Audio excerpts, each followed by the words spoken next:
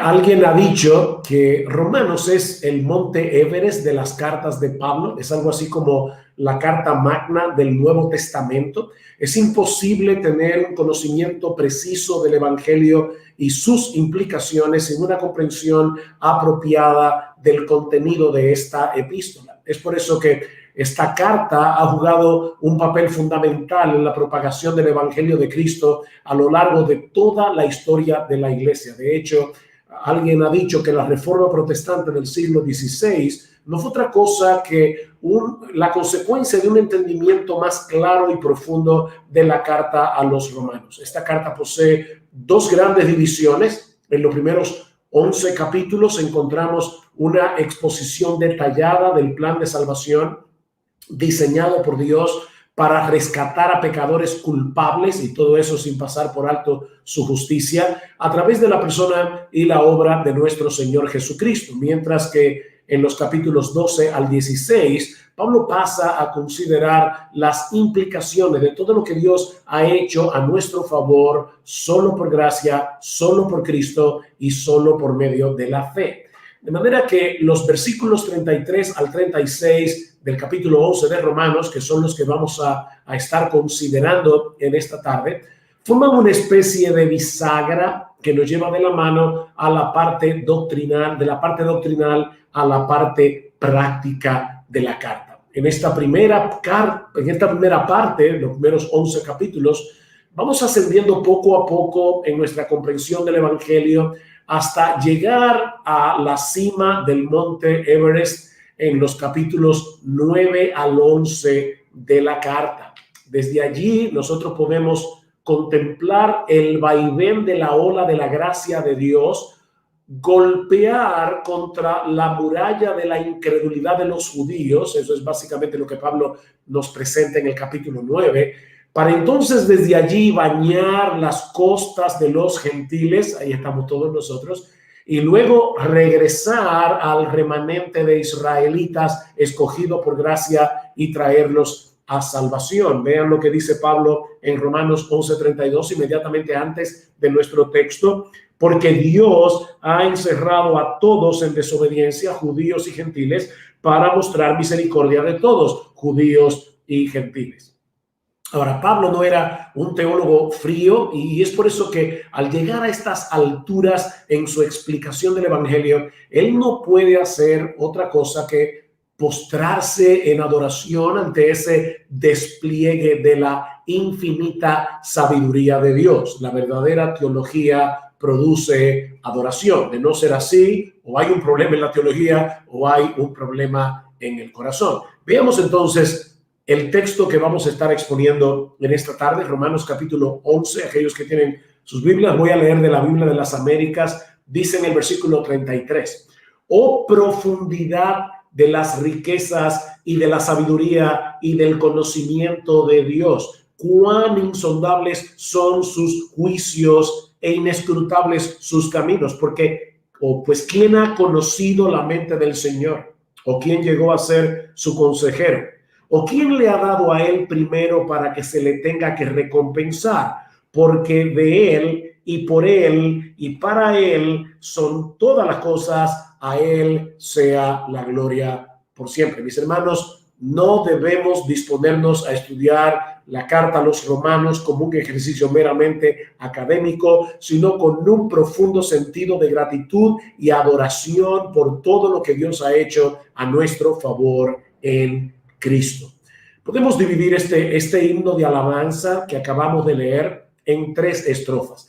Y la razón por la que escogí este pasaje, cuando Val me dijo que debía considerar con ustedes la carta a los romanos, decía, bueno, ¿cómo podemos estudiar la carta a los romanos en 45 minutos? Tengo que escoger algún pasaje que sea importante y que pueda en cierto modo resumir la carta. Y por eso pensé en este texto, porque en cierto modo este himno de alabanza de Pablo resume todo el contenido de la carta a los romanos. Y aquí vemos básicamente 3 estrofas. En primer lugar, Pablo alaba a Dios por su sabiduría insondable. Vean otra vez el versículo 33. Oh profundidad de las riquezas y de la sabiduría y del conocimiento de Dios.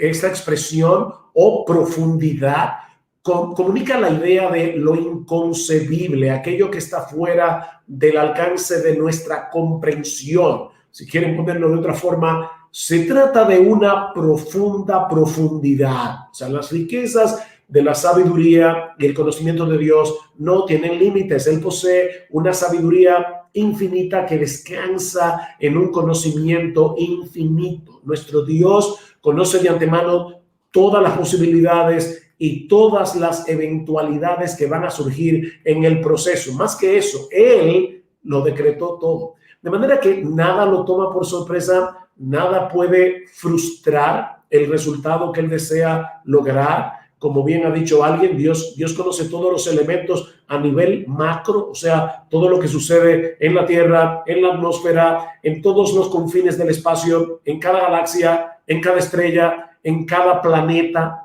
Pero Él conoce también todos los eventos a nivel micro, todo lo que sucede en las moléculas, átomos, electrones, protones, neutrones. Él conoce todos sus movimientos y cada ubicación y cada condición de cada partícula del universo en cada nanosegundo de tiempo, así como todos los eventos que suceden en las mentes y voluntades humanas. Mis hermanos, como dice esta persona, todos los pensamientos, todas las elecciones, todos los sentimientos del pasado, del presente y del futuro, Dios los conoce. Dice en el Salmo 139, versículos 1 al 6, oh Señor, tú me has escudriñado y conocido, tú conoces mi sentarme y mi levantarme, desde lejos conoces y comprendes mis pensamientos, tú escudriñas mi senda y mi descanso, conoces bien todos mis caminos, aún antes de que haya palabra en mi boca. He aquí, oh Señor, tú ya la sabes toda.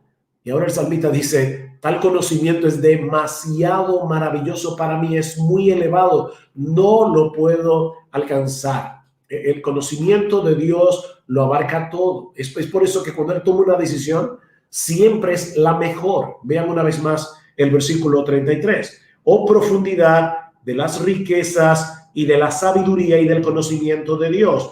Cuán insondables son sus juicios e inescrutables sus caminos. Esta palabra juicio aquí no es una referencia a la ejecución de la justicia de Dios al castigar a los pecadores, sino más bien una referencia a sus decisiones. A veces nosotros decimos de una persona que tiene buen juicio para señalar que toma decisiones apropiadas, que él actúa con prudencia, con sensatez. Bueno, lo que Pablo está diciendo aquí no solo es que las decisiones de Dios descansan en su conocimiento y sabiduría infinitos, sino que precisamente por eso nunca podremos tener una completa comprensión de lo que Él está haciendo.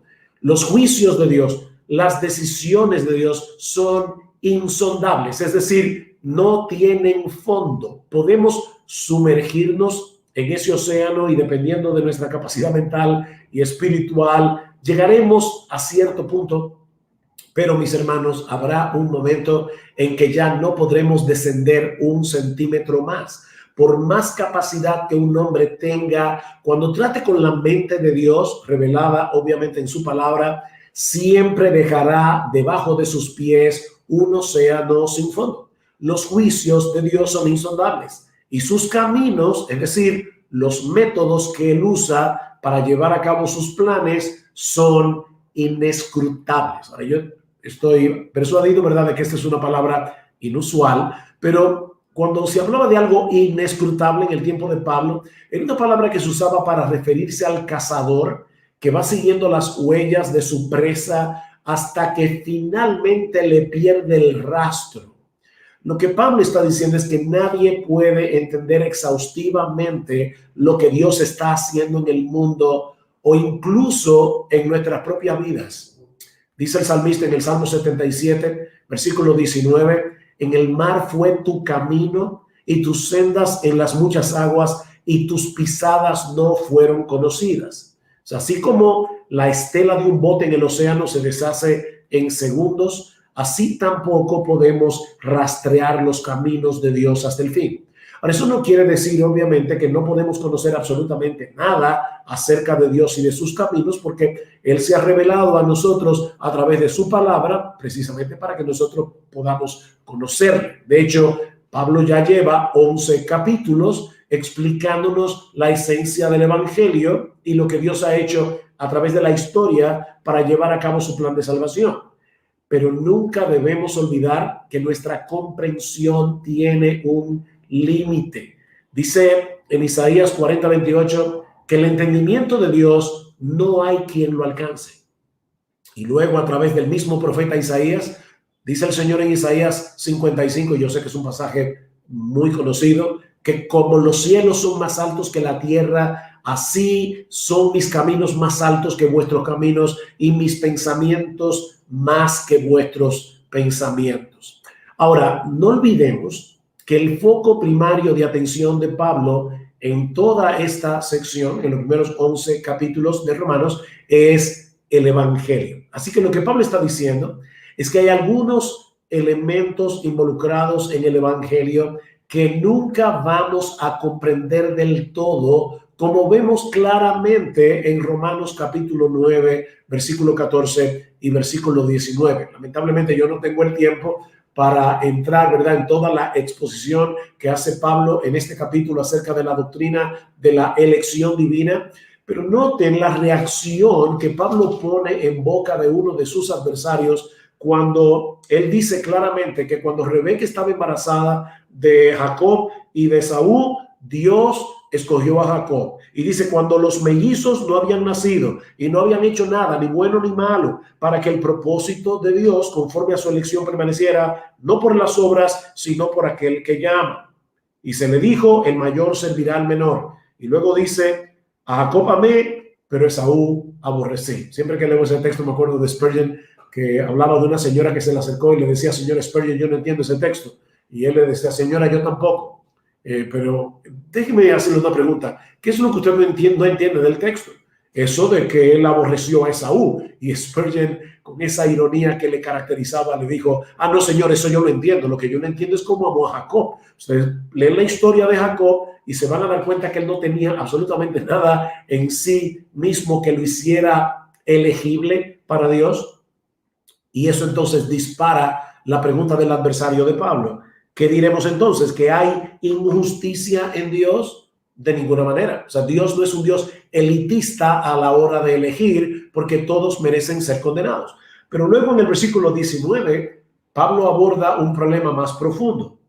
Mas dirás entonces, ¿por qué pues todavía reprocha a Dios? Porque ¿quién resiste a su voluntad? Aquí tenemos el problema milenario de cómo congeniamos la responsabilidad humana con la soberanía de Dios. Y lo cierto es, mis hermanos, que nosotros no podemos congeniar estas dos cosas de este lado de la eternidad.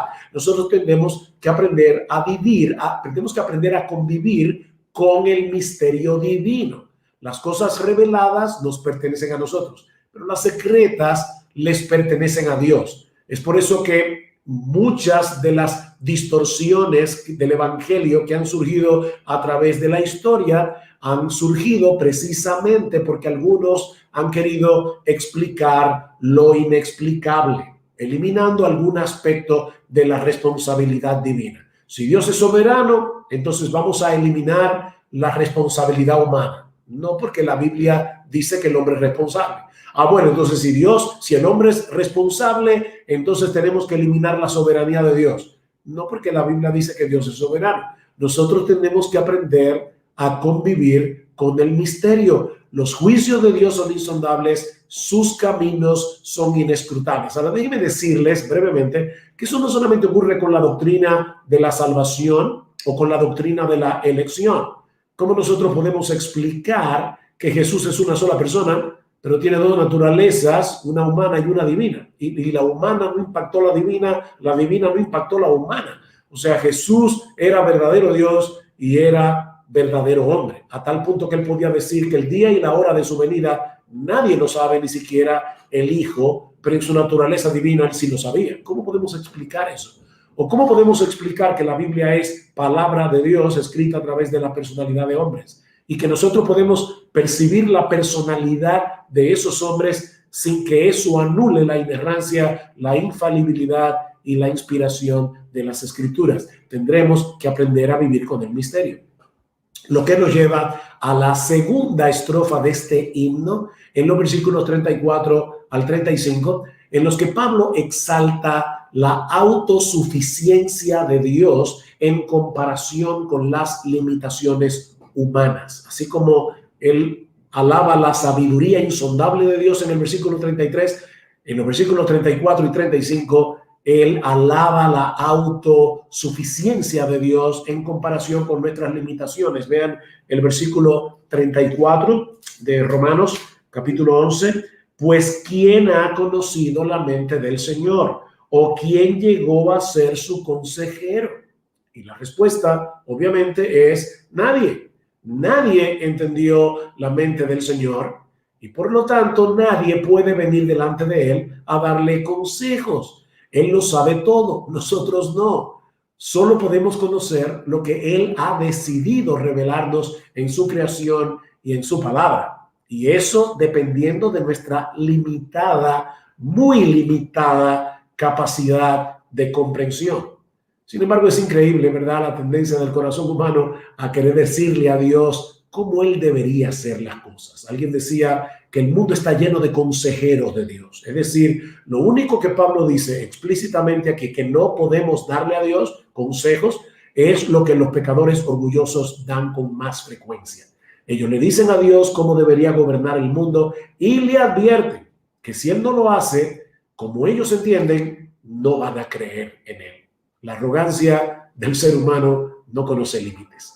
Somos tan opinadores que pretendemos ayudar a Dios a ver lo que parece que Él no está viendo del todo.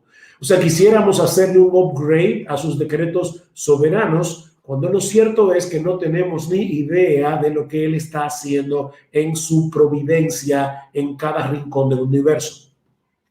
Miren, tratemos de visualizar por un momento las acciones de cada ser humano como si fueran ondas que chocan entre sí cuando una piedra cae en el estanque de agua. Primero tiramos dos piedras y vemos, ¿verdad?, cómo las ondas de esas dos piedras, si están cerca, comienzan a interactuar unas con otras. Pero ¿qué tal si no fueran dos piedras, sino 10? ¿Y qué tal si no fueran 10, sino 100? ¿Y qué tal si no fueran 100, sino 1000 o 1.000.000? O 7 billones, que son más o menos la cantidad de personas que viven en el planeta Tierra.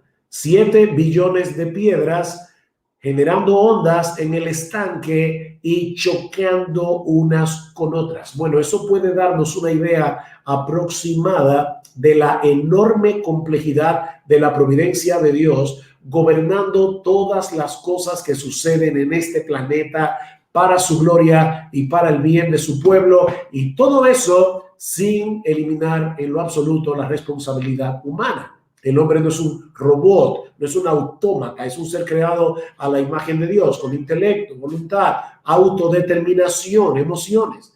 Cuando nosotros tomamos una decisión, nosotros hacemos lo que deseamos, decidimos conforme a lo que queremos, es nuestra decisión.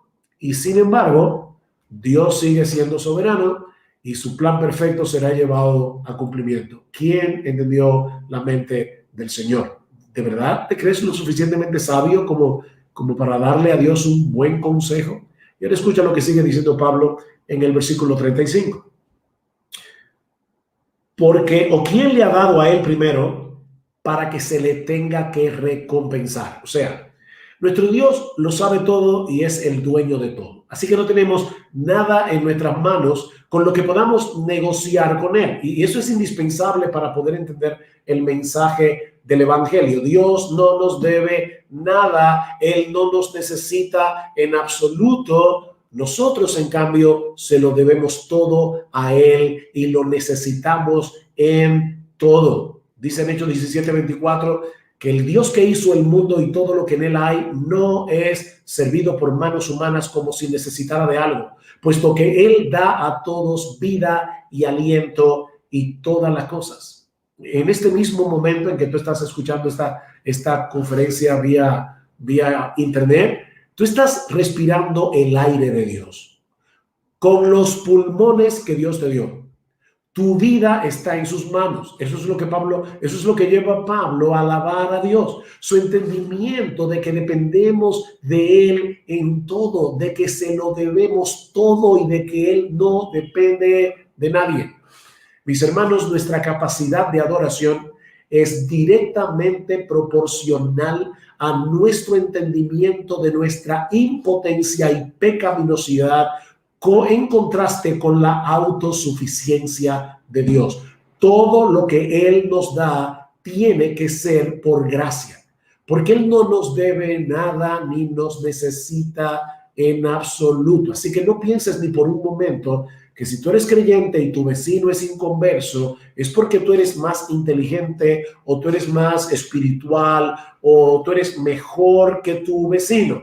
No, la salvación es del Señor. La salvación es solo por gracia, solo por Cristo, solo por medio de la fe. Fuimos escogidos desde antes de la fundación del mundo por el puro afecto de su voluntad. Eso es un elemento esencial del evangelio en el que nosotros hemos creído por la gracia de Dios. Lo que nos lleva a la tercera estrofa de este himno de alabanza. Pablo alaba a Dios porque solo Él merece toda la gloria en todo. Pablo alaba a Dios porque Él merece toda la gloria en todo. Vean el famoso, muy conocido versículo 36. Porque, aquí está la explicación de Pablo, porque de Él, por Él y para Él son todas las cosas. Y no olviden que primariamente Pablo está hablando del evangelio. Todos los elementos que convergen en el evangelio son de Él, por Él y para Él. Por lo tanto, a Él sea la gloria por siempre. Amén. Es aquí donde convergen todos los hilos de lo que Pablo ha venido explicando en los capítulos anteriores de esta carta, y más particularmente en los capítulos 9 al 11.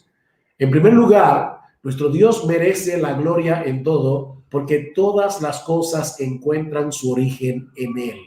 Él es la fuente de todo cuanto existe, porque todo fue concebido en su mente infinita antes de que vinieran a ser, incluyendo, repito, todos los elementos que hicieron posible la redención de los pecadores.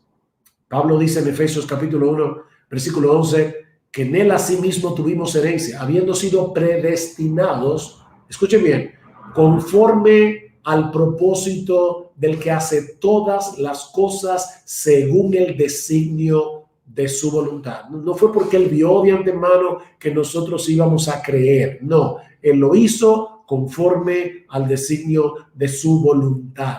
Hay un periodista dominicano que hace muchos años atrás publicaba una revista y a veces no era muy regular, a veces salía cada semana, a veces salía cada mes, a veces salía cada 2 meses, y alguien un día le preguntó: fulano, ¿tu revista es un semanario, es un mensuario? ¿Qué es lo que es tu revista? Y él le respondió: es un medalaganario, porque sale cuando me da la gana. Bueno, nuestro Dios, es una palabra muy dominicana, nuestro Dios no es medalaganario. Hay una razón de por qué Él hace todas las cosas. Pero déjame decirte algo. La razón por la que Él escogió a unos y no a otros está en Él, no en nosotros. Es por el puro afecto de su voluntad, como dice la Reina Valera del 60. Todas las cosas se originan en Él. Pero no solo eso. Pablo dice que Él es también el creador, el sustentador, el medio a través del cual Él lleva a cabo todas las cosas. Dice, porque de Él, por medio de Él, son todas las cosas. Hablando acerca del Señor Jesucristo, Pablo nos dice en Colosenses capítulo 1, versículo 17, que Él es antes de todas las cosas y todas las cosas en Él subsisten. Cristo está gobernando, Cristo está supervisando en su providencia todas las cosas. Y en Hebreos capítulo 1, versículo 3 dice que Él es quien sustenta todas las cosas con la palabra de su poder. De Él y por Él son todas las cosas.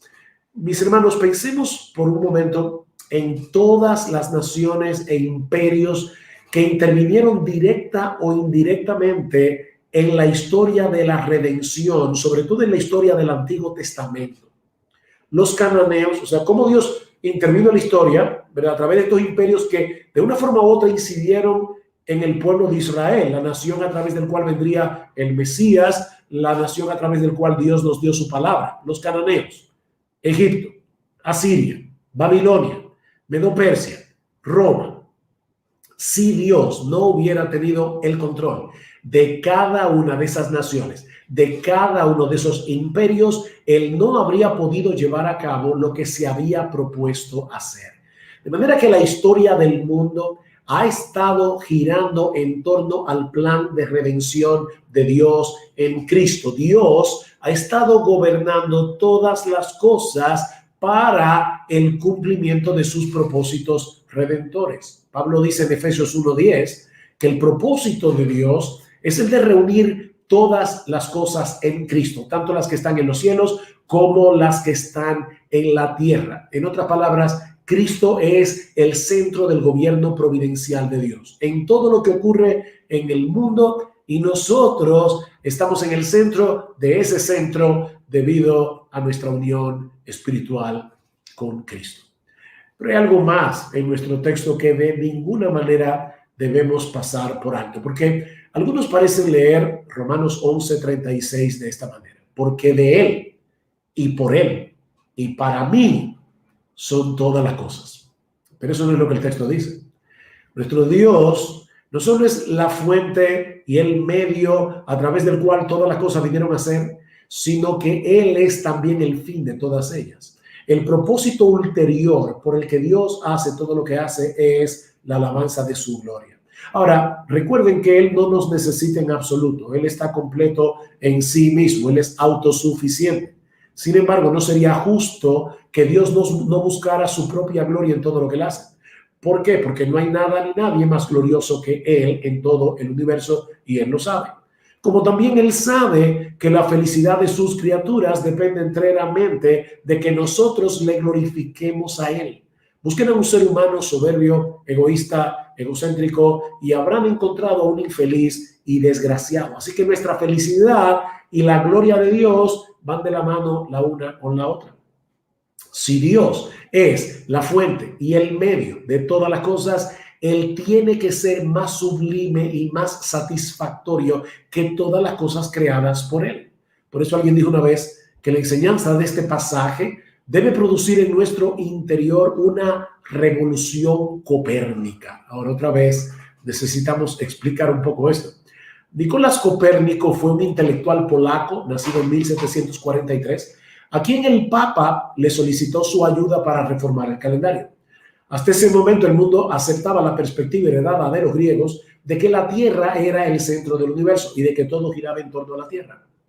Pero al observar el movimiento de los planetas desde esa perspectiva, todo parecía muy confuso, hasta que Copérnico se dio cuenta de que estaban equivocados, de que el Sol era el centro de nuestro sistema planetario y que todo giraba en torno a él. Por muchos años, Copérnico se contuvo de publicar sus ideas por temor a que la Iglesia Católica Romana lo acusara de herejía. Pero estando a punto de morir, él decidió publicar su descripción matemática del firmamento en una obra titulada La revolución de las órbitas celestes. Años más tarde, en 1633, Galileo Galilei fue enjuiciado como hereje por la Inquisición por haber defendido el sistema de Copérnico. Y aunque se retractó de su herejía, él fue confinado de por vida bajo estricto arresto domiciliario. Eso es lo que se conoce como la revolución copérnica. Bueno, lo que estamos diciendo es que cuando abrazamos la enseñanza de Pablo en Romanos 11, 33 al 36 y de toda la carta a los romanos, se produce en nuestro ser interior una revolución copérnica a nivel espiritual, porque nos damos cuenta que nosotros no somos el centro del universo y que no tenemos absolutamente nada de qué gloriarnos. Vean lo que dice Pablo en Romanos 3:27, cuando habla precisamente acerca del hecho de que la salvación es por la gracia, no por nuestra obediencia a las obras de la ley. Dice Pablo, ¿dónde está pues la jactancia? Queda excluida. ¿Por cuál ley? ¿La de las obras? No, sino por la ley de la fe. El evangelio no deja lugar a la jactancia del hombre. ¿Por qué? Porque de él y por él y para él son todas las cosas. Por lo tanto, que solo a él sea la gloria. No somos los protagonistas de esta historia. Fuimos creados para glorificar a Dios y gozar de él por siempre. Esto es lo que le da sentido, propósito, significado a nuestra existencia en este mundo. Cuando nosotros colocamos nuestros deseos y ambiciones en el centro de nuestras vidas, nuestro deseo de encontrar gloria, todo se vuelve muy confuso, como cuando los hombres de la Edad Media observaban el firmamento y no podían entender el movimiento de los planetas hasta que aceptaron la realidad de que la Tierra no es el eje del sistema solar. Este pasaje, mis hermanos, nos provee la perspectiva de la vida que tú y yo necesitamos para enfrentar con esperanza los problemas y dificultades que seguramente vamos a encontrar en este mundo caído, con pandemia o sin pandemia. Nuestro Dios continúa sentado en su trono, gobernando todas las cosas para la gloria de su nombre y para el bien de su pueblo. Si bien no podemos entender todo lo que Él está haciendo, Él nos ha revelado lo que necesitamos conocer de su carácter, lo que necesitamos conocer de sus obras, tanto en la creación como en la redención, como para que podamos confiar en Él y vivir para su gloria. Así en este momento no podemos, apenas podemos ver el pequeño pedazo de un enorme tapiz que para colmo está mirado al revés.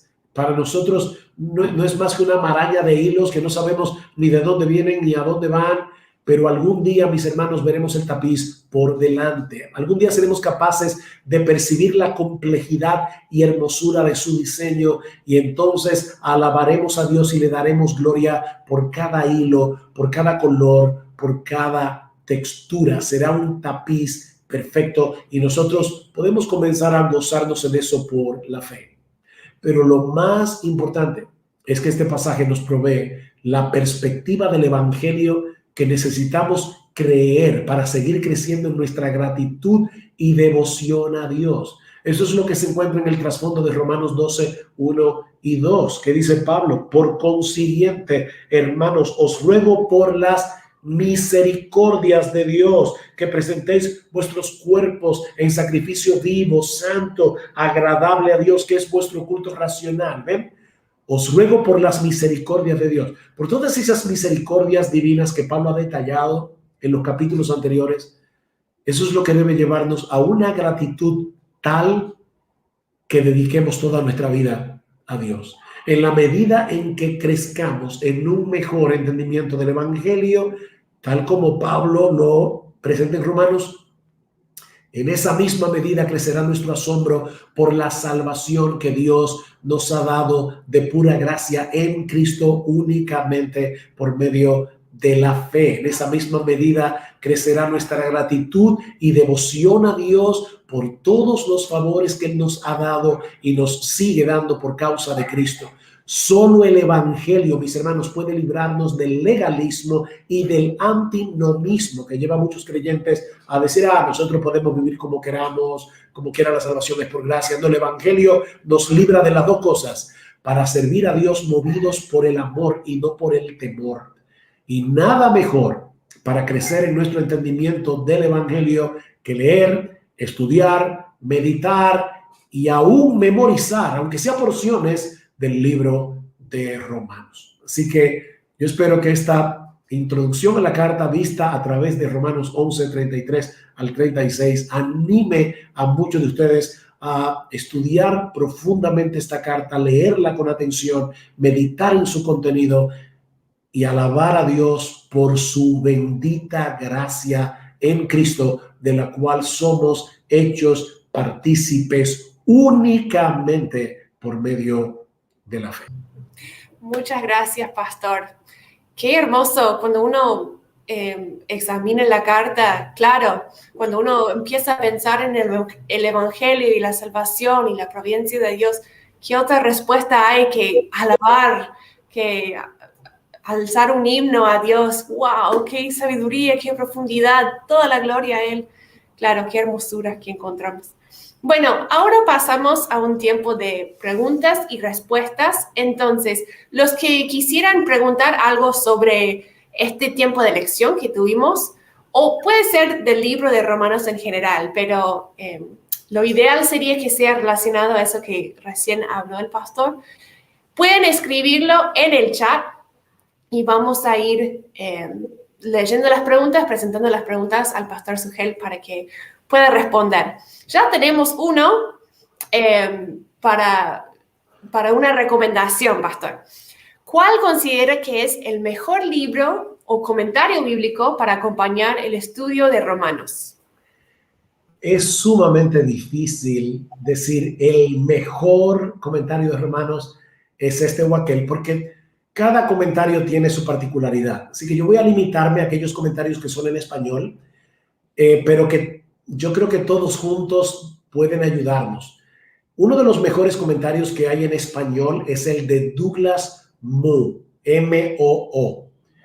Yo no estoy nunca vamos a estar de acuerdo completamente con todas las interpretaciones de un comentarista, pero es indudable que Douglas Moo es un erudito de primera línea del Nuevo Testamento y gloria al Señor que su comentario está en español. Es un pequeño comentario de unas 700 páginas, pero él tiene otro, no es pequeño, es de un día, pero él tiene otro comentario de la NBI que es cómo conectar el libro de Romanos con nuestra vida aquí y ahora. Así que eso es una buena recomendación. También nosotros tenemos el comentario de William Hendrickson. Es un clásico de los comentarios de Romanos, es un comentario más exegético y muy bueno, yo lo recomiendo. Alguien que se llama, creo, apellido, se me fue, Davy, apellido Davy, así, no se llama David como David en inglés, sino que su apellido es David. Él hizo un compendio en español de todos los mensajes que predicó Martin Lloyd-Jones de la carta a los romanos. O sea, Lloyd-Jones se pasó 16 años predicando romanos. Y yo tengo en mi biblioteca los volúmenes, son 14 volúmenes en inglés. Bueno, esta persona lo que hizo fue que tomó esos volúmenes y los resumió en uno solo. Y alguien lo publicó en español. Así que los mensajes, un comentario de Romanos. También está el comentario de John Stott. Es muy bueno y es muy fácil de leer. Porque John Stott era un pastor, era un predicador. Y su comentario, más que exegético, son como mensajes de la carta a los romanos. Si de repente alguno que otro en español me viene a la memoria, quizás más adelante pueda mencionarlo. Muy bien, muchas gracias por las recomendaciones. Entró una pregunta que podría ser un poco polémico, pero la verdad no es la primera vez que escucho esa pregunta relacionada a estos versículos, cuando habla de que todo es por Él y para Él. Algunas personas responden a eso diciendo que Dios entonces es egoísta o Dios es egocéntrico. ¿Cómo respondemos a ese pensamiento? Sí, lamentablemente muchas personas tienden a pensar, de hecho, alguien decía, un ateo decía, yo no quiero ir al cielo para tener que alabar, decía, creo que era Christopher Hitchens, yo no quiero ir al cielo para alabar a un ser megalomaníaco que está esperando que sus criaturas le alaben. Pero cuando nosotros entendemos que Dios es el ser más glorioso, más grandioso, más majestuoso del universo, entonces vamos a entender primero que Dios no puede ser idólatra. O sea, Dios no puede buscar la gloria de ninguna de sus criaturas, porque entonces Él estaría siendo un idólatra. Él estaría colocando por encima de Él a alguien que Él sabe que es más glorioso que Él. Por otra parte, eso haría a Dios poco sabio. De hecho, lo haría insensato, porque ¿cómo es posible que Dios, sabiendo que Él es el ser más glorioso, Él buscara la gloria de otro ser que es más pequeño que Él? Pero no solamente eso, Dios sabe, como yo decía rápidamente en el mensaje, que nuestra felicidad depende de que nosotros no seamos idólatras, de que nosotros tengamos un claro sistema de prioridades y de valores.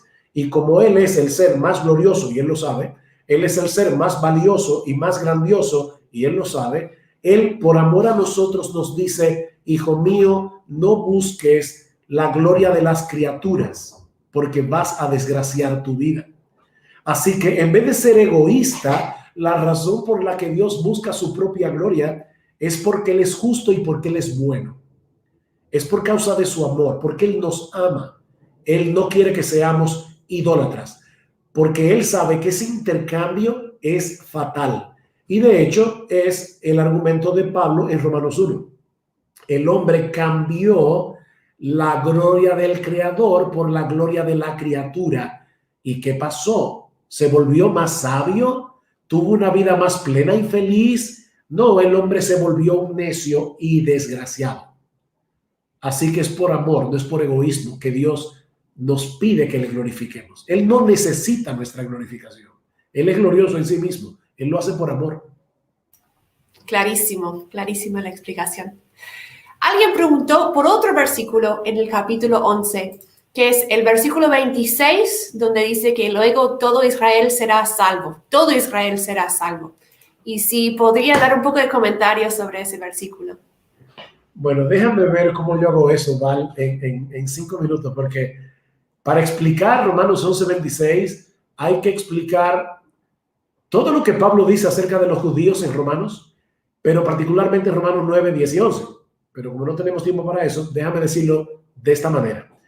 Lo que Pablo dice es básicamente que todo el remanente de los israelitas escogidos por Dios será salvo antes de que termine la historia de la redención. Eso es básicamente lo que dice, todo Israel será salvo. El problema con ese texto, yo creo que está hablando del Israel étnico, está hablando de el Israel espiritual dentro del Israel físico. Eso es lo que Pablo dice en Romanos 9:6. Pero no es que la palabra de Dios haya fallado, porque no todos los descendientes de Israel son Israel. O sea, hay un Israel espiritual escogido por gracia y un Israel natural, que son los hijos de Abraham, y no todos van a ser salvos. Y de hecho, es lo que dice en el versículo 5 de Romanos 11. Y de la misma manera también ha quedado en el tiempo presente un remanente conforme a la elección de la gracia de Dios. Ahora, el problema con ese texto no está en decir, yo creo que está hablando del Israel étnico, de ese remanente que se va a convertir. El problema es el cuándo.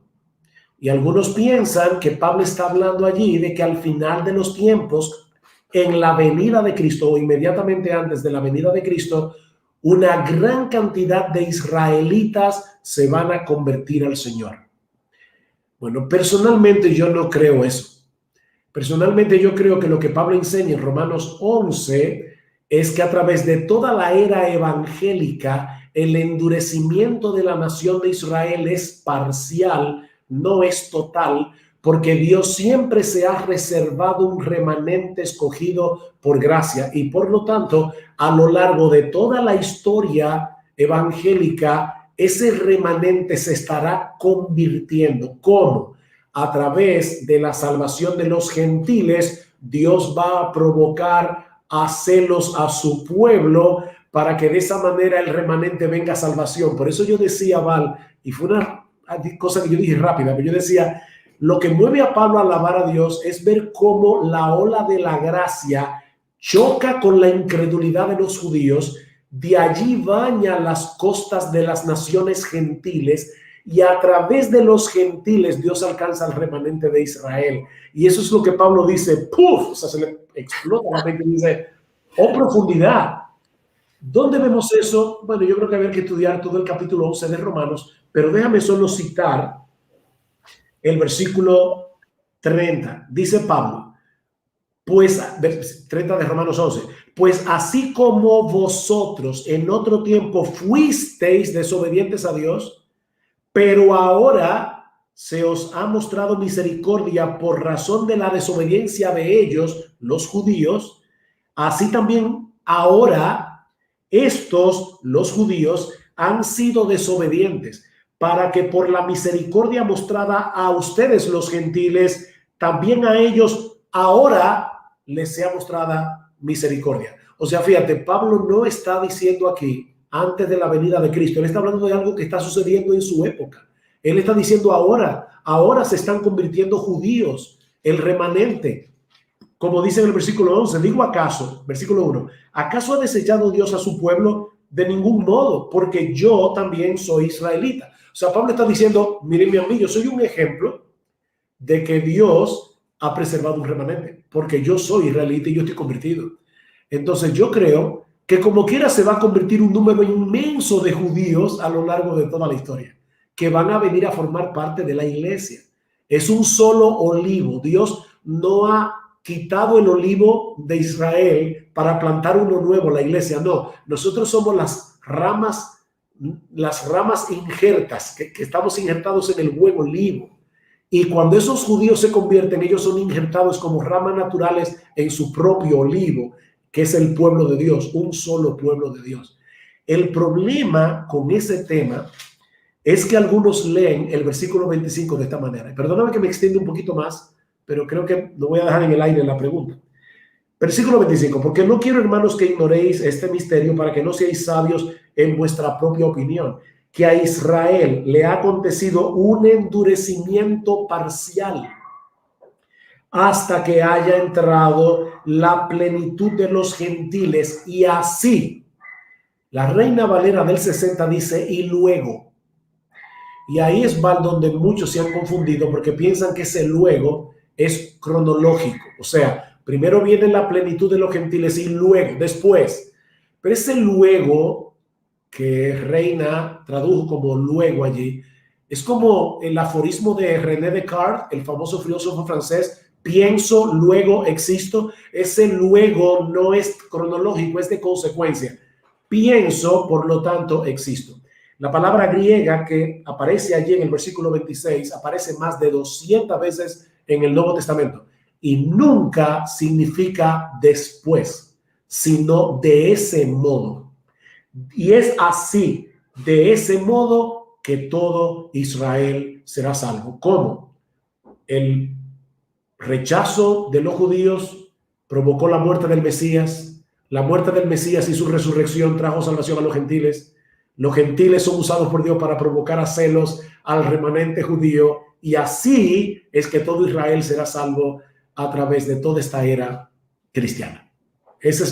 Yo no soy dogmático, yo no digo que no estoy equivocado, puedo estar equivocado, pero esa es mi interpretación de Romanos 11. Obviamente un pasaje difícil de interpretar y que en el seminario llevan una semana o más para explicar y lo has hecho en 5 minutos, así que genial. Vamos a seguir con otra pregunta. Voy a tratar de ponerlo acá, ahí está, en la pantalla. Muy bien. ¿Cómo responder cuando nos dicen que Dios respeta la decisión de una persona de no creer en Él? Que se usa eso como excusa. Algunas personas dicen, Dios es un caballero y Él respeta si tú crees o no crees. Bueno, el problema con eso, Val, es que si Dios respetara nuestra decisión de no creer y no hiciera nada con nosotros para que pudiéramos creer, nadie creería, porque todos somos enemigos de Dios.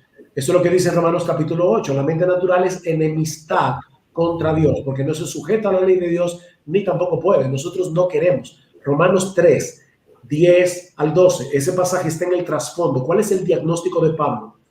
No hay quien busque a Dios. No hay ni siquiera uno. No hay quien haga lo bueno. No hay ni siquiera uno. Así que si Dios nos dejara a nuestro libre albedrío, nadie se convertiría. Así que, ¿qué hace Dios para que sus elegidos puedan creer? Él primero nos regenera, nos transforma, nos da un nuevo corazón que es libertado de la esclavitud del pecado. Y una vez que somos libertados de la esclavitud del pecado, entonces nosotros podemos creer en Él, pero lo hacemos libremente. O sea, Dios no me obligó a creer, Dios no me forzó a creer, Dios simplemente cambió mi naturaleza. Yo lo voy a poner de esta manera. Si yo pongo a una paloma y a un buitre a escoger libremente si quieren comer alpiste o semilla de girasol y carroña, La paloma libremente va a escoger la semilla de girasol y el buitre libremente va a escoger carroña. Para yo hacer que el buitre escoja la semilla de girasol, tengo que palomizar su naturaleza. Entonces, eso es lo que Dios hace. Dios obra dándonos un nuevo corazón en la regeneración que está libre de la esclavitud del pecado para que libremente podamos escoger de él. Así, cuando yo creí y me convertí, fui yo que creí, fui yo que me arrepentí, fui yo que me convertí. Libremente. Pero porque ya Dios había hecho una obra previa en mí. Entonces, respeta a Dios la decisión de los que no creen en Él, siempre y cuando no son elegidos. O sea, cuando el impío dice no voy a creer en ti, es como dice C.S. Lewis, el pecador se pasa la vida entera diciéndole a Dios, aléjate de mí. Yo no quiero hacer tu voluntad. Dice, cuando lleguen al infierno, Dios le va a decir que se haga tu voluntad. Ahora, alguien puede decir, oye, pero el hombre entonces es una víctima de Dios. No, el hombre no es una víctima de Dios, porque la razón por la que el pecador no cree es porque no quiere creer. En otras palabras, no es una impotencia física, es una impotencia moral, es una impotencia pecaminosa, es una impotencia que lo hace más culpable. Es como, vale, si yo le pido a mi niño de 3 años que salte una verja, una barda, no sé cómo le dicen ustedes en Argentina, de 6 metros, o si no le voy a pegar, yo sería cruel, porque él no puede hacerlo. Si yo le pido a un paralítico que se levante de su asiento para que le haga reverencias a un rey, le estoy pidiendo algo cruel. Pero si yo le pido a un enemigo que me odia con toda la fuerza de su ser, que me haga un favor de vida o muerte, y él me dice, yo no te lo voy a hacer, porque es que yo prefiero que te mueras. Él no puede hacerlo, pero porque me odia. No porque él no pueda, es porque él no puede porque no quiere porque me odia. Entonces, todos nosotros nacimos en esa condición hasta que Dios nos da nueva vida. Efesios 1. Dios os dio vida cuando estábamos muertos en nuestros delitos y pecados. Es obvio que fue Dios que tomó la iniciativa, porque nosotros estábamos muertos. Otra pregunta relacionada a eso, voy a saltar uno, pero veo que esta pregunta tiene que ver con el mismo tema de esa guerra, ¿no? Entre lo muerto y lo vivo. Este comentario pregunta, ¿cómo puedo reconciliar de manera práctica la idea de que mi felicidad está en buscar la gloria de Dios, renunciando a las cosas que mi corazón anhela como humano? Qué buena pregunta. Yo no tengo que renunciar a las cosas que anhelo como humano. Lo que yo no debo hacer es sustituirlas por Dios. O sea, fíjate, como ser humano yo deseo que mi esposa esté aquí conmigo.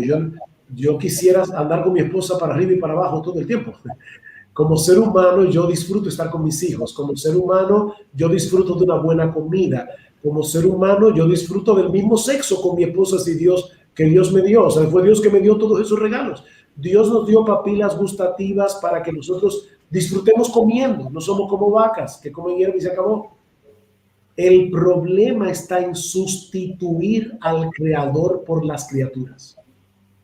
Así que no hay ningún problema en glorificar a Dios mientras disfrutamos de aquellas cosas legítimas que mi corazón anhela. No hay ningún problema en eso, porque yo veo a través de ellas el amor de Dios que me las provee. Te voy a hacer una historia que uso mucho en los sermones para explicar este concepto.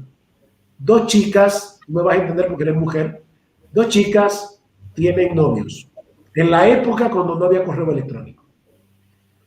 Y sus novios se van al extranjero a vivir. Así que cada una de estas chicas anhela cada día 15 del mes la llegada del cartero. Una de ellas porque espera carta del novio. La otra porque de tanto ver al cartero se enamoró del cartero. Entonces, fíjate cuál es el problema. El problema nuestro no es que recibamos con gratitud las cartas de amor que Dios nos envía a través de la comida, de la familia, de todo eso. El problema es que no nos enamoremos del cartero, que no amemos al mundo más que a Dios, que no amemos la criatura más que al Creador.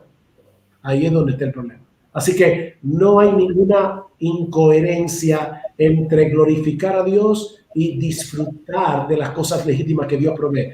1 Timoteo 6:17 dice que Dios nos da todas las cosas en abundancia para que las disfrutemos. No tenemos que ser estoicos, no tenemos que ser monásticos. Podemos disfrutar de la vida siempre que disfrutemos a Dios como el dador de todos esos bienes. Amén. Vamos a saltar una pregunta que habla de la soberanía de Dios. ¿Cómo fortalecer a los demás en tiempos difíciles, mencionando la soberanía de Dios, pero sin parecer apáticos? Otra buena pregunta. O que el Señor nos ayude a tener el corazón de Cristo. ¿Quién podía creer más en la soberanía de Dios que nuestro Señor Jesucristo? Él era el Hijo del Padre. Sin embargo, Él lloró sobre Jerusalén y Él decía, oh Jerusalén, tu casa será desierta.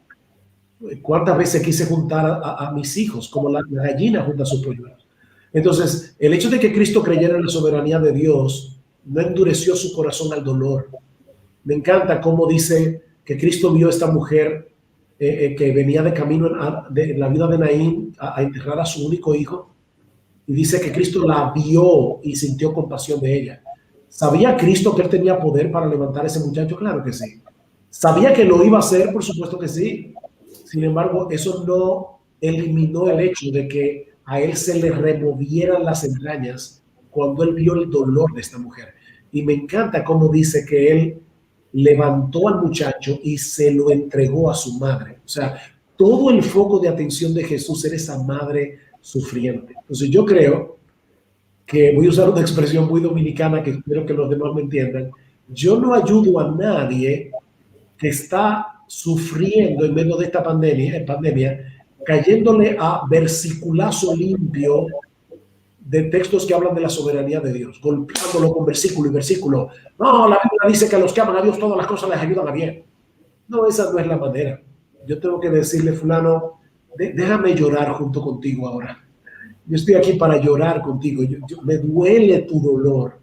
Ahora, si es posible, déjame recordarte algunas verdades de las Escrituras que me han ayudado a mí mismo cuando yo también he estado a punto de desmayar. Créeme que yo también he estado ahí. Yo he estado a punto de desmayar. Yo no soy un superhombre. Pero déjame explicarte cómo tú y yo podemos aplicar las grandes verdades, las grandes promesas de las Escrituras para consolarnos mutuamente. O sea, en otras palabras, no te coloques en un pedestal como aquel que nunca sufre para consolar a este pobre infeliz cristiano que no está entendiendo la Biblia, porque eso no va a ser de mucha ayuda. Claro. Muchas gracias por la respuesta, muy clara. La próxima pregunta es dura. Como Romanos es un libro que habla mucho de la soteriología de la salvación, que puede ser algo que causa división entre ciertos hermanos, incluso de lo que ellos creen. ¿Cómo predicar ese libro sin causar división, tratar en amor a esos hermanos? ¿Cómo lidiamos en amor con esos hermanos que ven a Romanos de otra forma? Wow, gracias. Bueno, gracias a ti por haber escogido esa pregunta y gracias al que hizo la pregunta. Mira, una de las cosas que yo más lamento en el corazón es ver que, sobre todo en América Latina, muchos jóvenes están despertando al evangelio de la gracia de Dios en Cristo. Qué bueno, a las doctrinas de la gracia. Pero lamentablemente no muchos están predicando con gracia las doctrinas de la gracia. Entonces yo tengo que mostrarle al arminiano que tiene evidencia de haber creído en Cristo y de ser un verdadero creyente. Yo tengo que mostrarle el respeto, el amor que yo le debo a un hermano mío en Cristo. O sea, él debe sentir, mira, aunque tú y yo tenemos diferencias doctrinales, yo te respeto, yo te amo en el Señor, tú eres mi hermano, tú y yo pasaremos la eternidad alabando a Dios. Ahora, tú y yo tenemos un terreno en común, es la Biblia. Entonces yo te pido que por un momento pongamos a un lado las etiquetas, calvinismo, arminianismo, y tratemos de ver lo que cada texto dice en su propio mérito. Entonces yo le diría, ¿por qué no nos sentamos Biblia en mano y respetándonos mutuamente, hacemos un estudio de Romanos 9? Y yo creo que es una forma en que nosotros podemos ir a través de la Escritura. Yo me acuerdo, yo hace mucho tiempo daba una capacitación a pastores y la mayoría, más de un 95% eran arminianos. Y me tocó dar nada más y nada menos que la doctrina de la teología de Dios, teología propia. Y cuando llegamos a los decretos, yo les dije, miren hermanos, yo no quiero ahora mismo que ustedes piensen en categorías como calvinismo o arminianismo. Vamos al texto. Y yo tomé Efesios 1.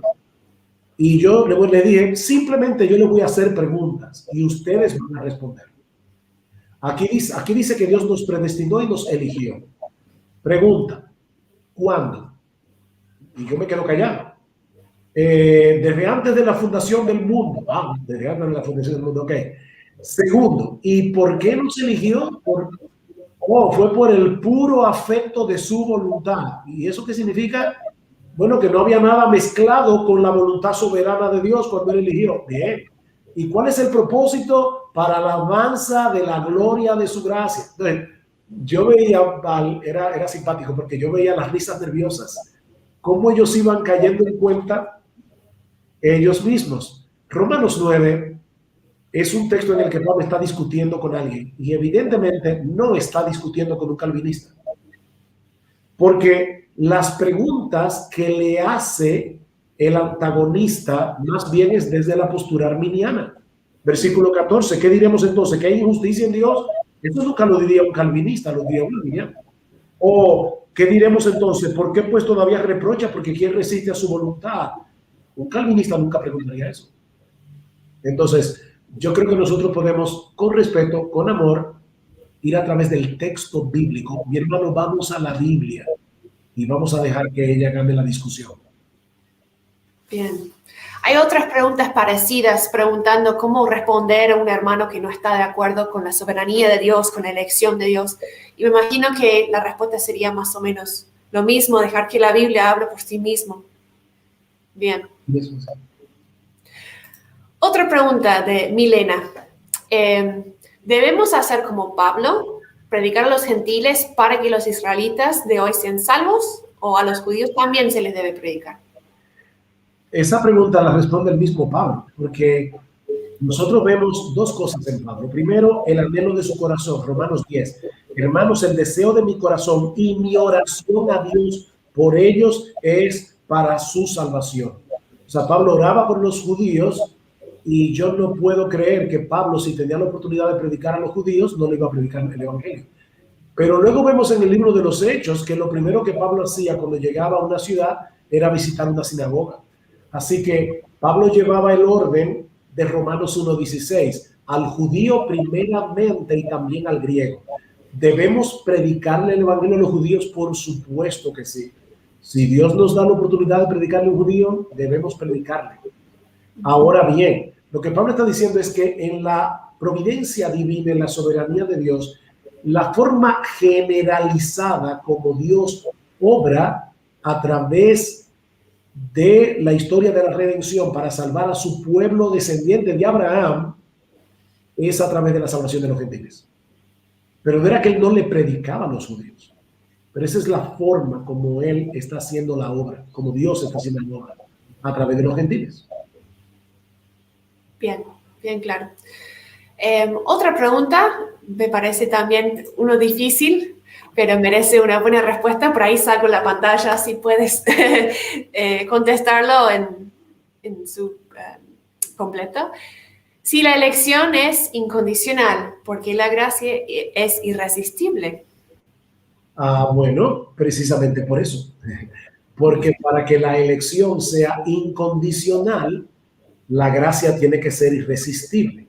La elección incondicional significa que no había ninguna condición en mí que me hiciera elegible para salvación.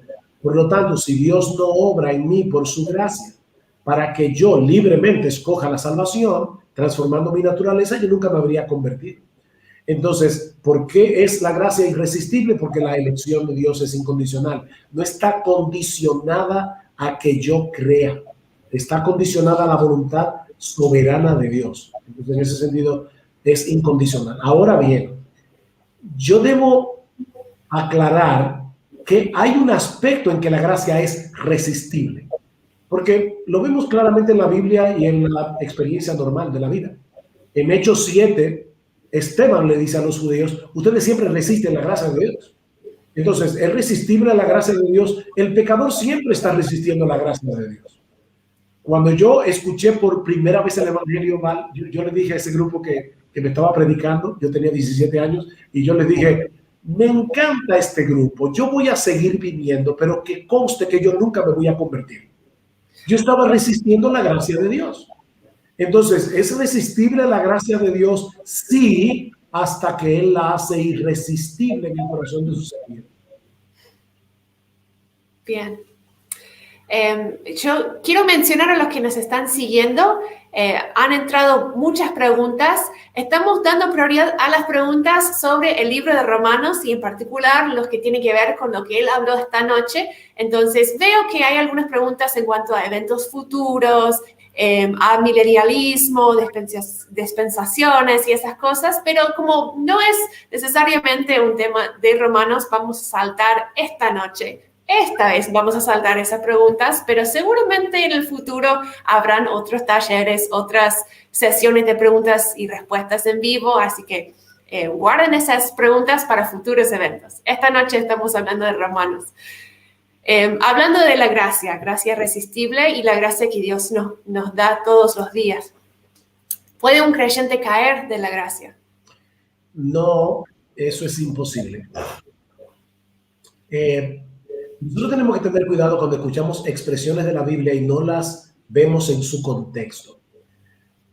¿Por qué la gracia, el creyente no puede caer de la gracia? Por una razón muy simple.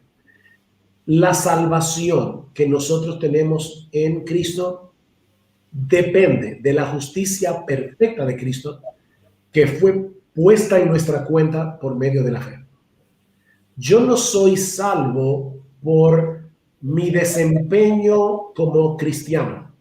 Yo soy salvo porque la justicia perfecta de Jesús fue puesta en mi cuenta. Así que si un verdadero creyente se pierde, quiere decir entonces que la justicia de Cristo no era perfecta cuando se le imputó, cuando se le acreditó.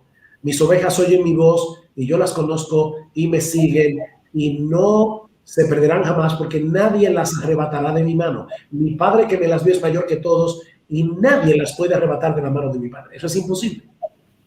Ahora bien, ¿por qué nosotros vemos en las iglesias muchas personas que profesaban ser cristianas y terminan apostatando de la fe y probablemente terminan en el infierno? Bueno, Mateo 7 responde esa pregunta. No todo el que me dice Señor, Señor, entrará en el reino de los cielos, sino el que hace la voluntad de mi Padre que está en los cielos. Muchos me dirán en aquel día, Señor, Señor, en tu nombre no echamos fuera demonios, en tu nombre no hicimos muchos milagros, en tu nombre no profetizamos. Y entonces les declararé, yo nunca, esa palabra es importante, yo nunca os conocí, apartaos de mí, hacedores de maldad. ¿Qué quiere decir eso? Que cuando ellos estaban haciendo milagros, profetizando, echando fuera demonios, ellos no eran cristianos, porque Cristo nunca los conoció. Cristo nunca los reconoció como de Él. Primera de Juan 2:19, salieron de nosotros porque no eran de nosotros. Porque si hubiesen sido de nosotros, habrían permanecido con nosotros. Pero salieron para que se manifestara que no todos son de nosotros. Así que apostatan aquellos que hicieron una profesión superficial, pero nunca fueron verdaderos creyentes. Un verdadero cristiano jamás se perderá porque él es salvado por la justicia de Jesús. O para ponértelo de otra manera, nosotros somos salvos por obras, pero no por las mías, sino por las de Él. Como somos salvos por su obra en la cruz, nadie se puede perder. Él pagó por todo mi pecado, pasado, presentes y futuros. Muy bien, muy bien. Algunas otras preguntas sobre la salvación de los judíos, lo hemos hablado. ¿Cómo respondemos a un hermano que no está de acuerdo con la soberanía? Lo hemos hablado.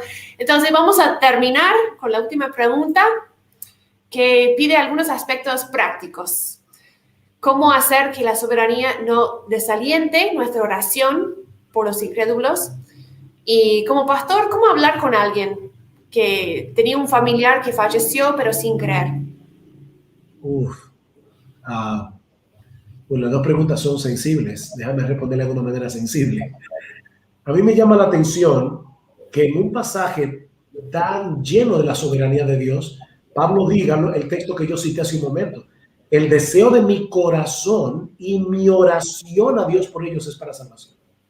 Nadie creía más en la soberanía de Dios que Pablo. Sin embargo, Pablo oraba por los judíos. ¿Por qué? ¿Por qué orar? Por la misma razón por la que predicamos el Evangelio. Y aquí viene una parte del misterio del que yo hablaba hace un momento. Dios no solamente escogió, sino que escogió los medios a través del cual los escogidos se van a salvar. Y esos dos medios son la oración y la predicación del Evangelio.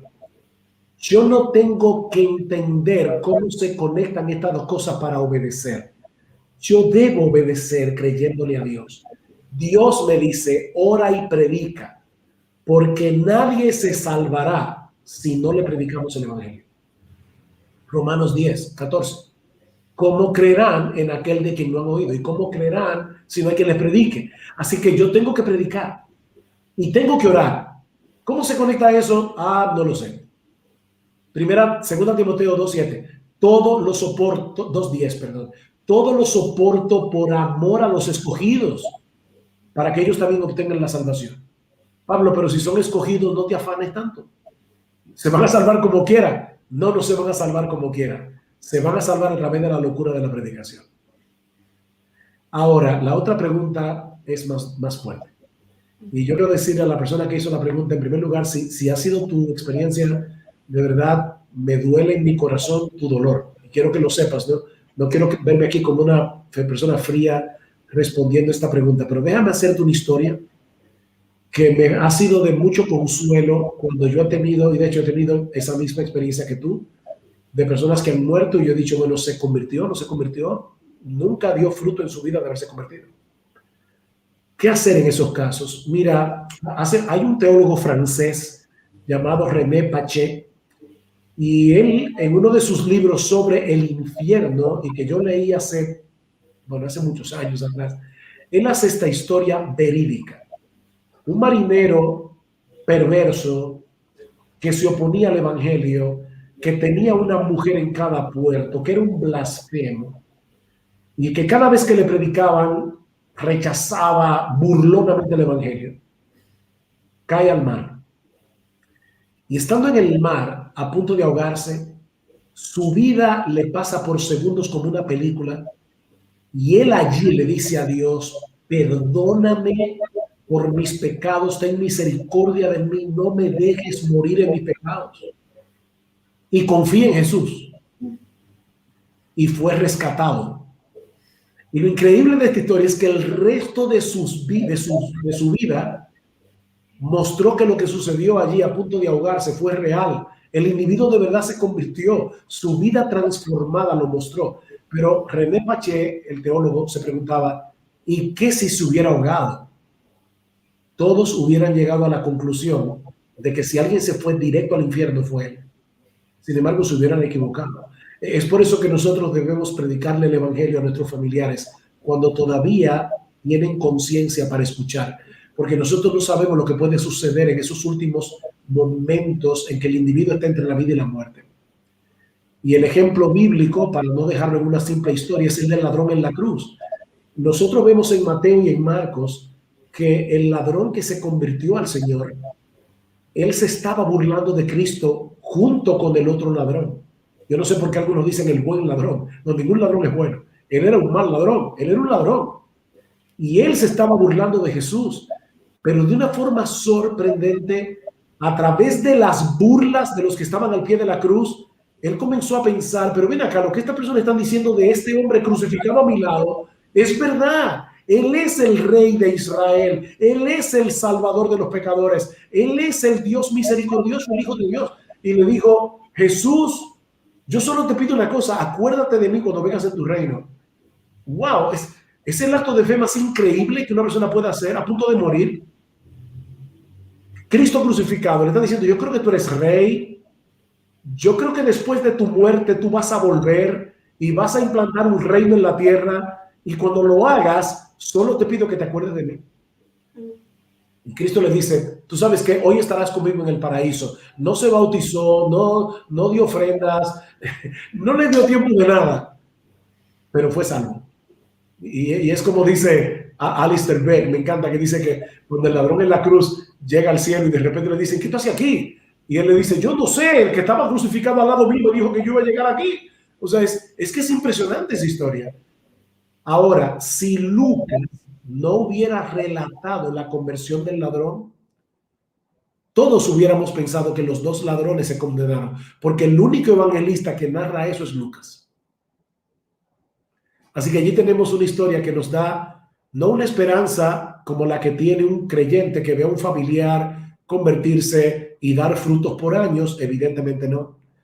Pero cuando en nuestra iglesia, y de hecho recientemente, hace 2 días, llamé a un hermano que su mamá fue muy dura contra el evangelio y su mamá acaba de morir, y yo le dije, déjame contarte esta historia. Y él me dijo, wow, pastor, gracias, porque me fue de mucho consuelo. Yo no sé si mi mamá se salvó, de lo que no puedo estar seguro de que se condenó, porque yo no sé qué pasó ahí en esos minutos finales. Y Dios tiene misericordia. Ahora, hay un solo caso en la Biblia para darnos esperanza, pero no para que seamos presuntuosos. Si alguien nos está escuchando y no se ha arrepentido de sus pecados y no ha venido a Cristo, que no se agarre de esa historia para decir, yo me voy a convertir cuando me esté muriendo, porque el corazón se sigue endureciendo y tú no sabes lo que va a pasar contigo. Pero pastor, la salvación es por la elección divina. No, la razón por la que tú no te conviertes no es porque Dios no te ha elegido. Tú no tienes que averiguar si Dios te ha elegido para convertirte. Lo que tienes que saber es que tú eres pecador y que Cristo es un gran salvador y que Él salva a todo aquel que viene a Él. Yo no rechazo a nadie que viene a mí. Yo no lo echo fuera. Por eso yo en mis prédicas, yo persuado a los pecadores a que vengan a Cristo. O sea, yo predico como si todos los que me están oyendo fueran elegidos y los persuado a convertirse y a creer en Jesús, porque esa es la responsabilidad del pecador. Amén. Bueno, muchas gracias, pastor, por este tiempo. Fueron muchas preguntas y siguen entrando más preguntas, pero vamos a cortar por el tiempo. Y la verdad, agradecemos mucho, no solamente el tiempo de enseñanza, sino esa disposición de contestar las preguntas de todos los temas que podrían tener que ver con el libro de Romanos. Muchas gracias por la disposición. Entró una pregunta que en realidad no tiene que ver con Romanos, pero sí tiene que ver con un anuncio que vamos a dar ahora. La pregunta es si puede compartirnos un hábito de santidad. ¿Cómo podemos vivir en santidad? Bueno, justamente un anuncio que queremos dar esta noche es que en el mes de octubre el seminario va a tener una conferencia teológica. Va a ser presencial, si Dios permite, presencial y también virtual. Y el tema a tratar es la santidad y la vida cristiana. Ahora vamos a compartirles un poco de información para que puedan marcar la fecha, reservar la fecha.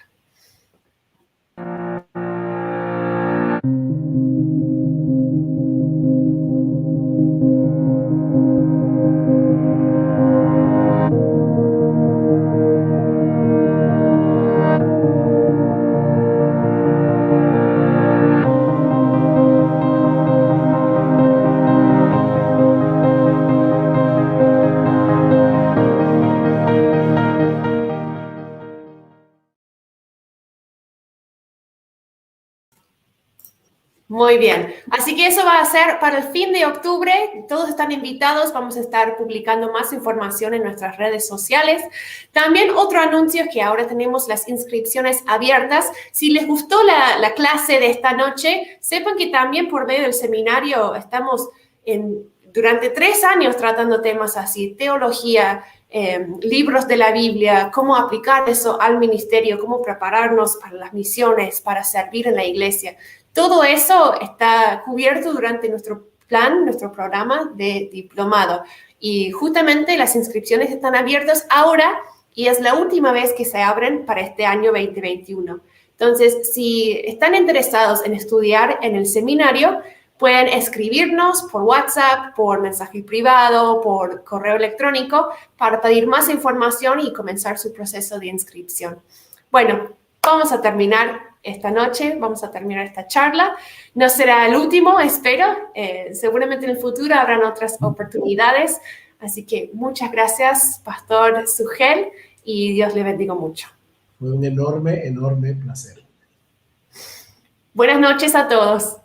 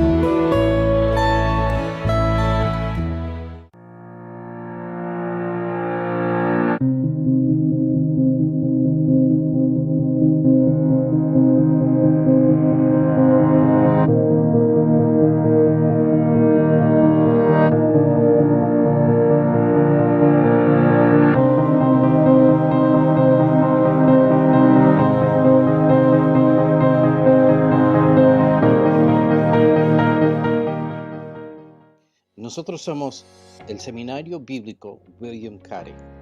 Ofrecemos una capacitación teológica 100% por Internet. En 3 años puedes obtener tu diploma en teología. El costo es accesible, los profesores tienen el más alto nivel de estudios. Vas a tener también una experiencia completa, no solamente estudiando, sino leyendo fuentes originales, escribiendo, aprendiendo a expresar ideas teológicas en tu propio lenguaje y debatiendo con otros estudiantes por medio de los foros electrónicos. De esa manera también vas a hacer amigos por todo el mundo. Siempre en el proceso vas a tener un tutor para guiarte en el proceso académico. Cada clase tiene un enfoque misionero para ayudarte en tu ministerio, sea cual sea. Ojo, no es solo para misioneros, sino todo aquel que quiere servir al Señor. Nuestra misión es de preparar líderes para su servicio.